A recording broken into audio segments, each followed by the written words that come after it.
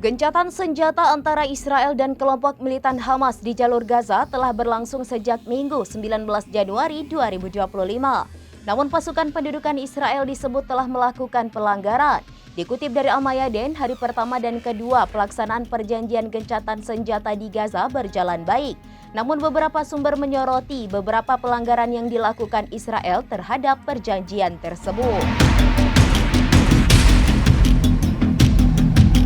Gencatan senjata antara Israel dan kelompok militan Hamas di Jalur Gaza telah berlangsung sejak Minggu 19 Januari 2025.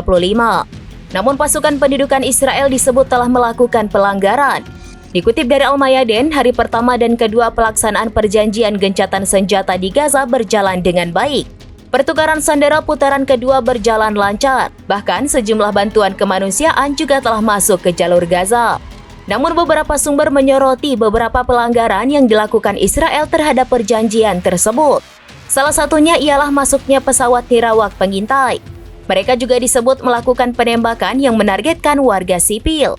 Disebutkan pelanggaran tersebut khususnya penembakan dapat membahayakan perjanjian Gencatan Senjata. Sebelumnya mediator Qatar dan Mesir yang berkoordinasi dengan Hamas, Amerika dan Israel telah memberikan peringatan. Para mediator meminta agar kesepakatan dijalankan sesuai perjanjian. Kini mereka mengaku telah memantau situasi dengan seksama.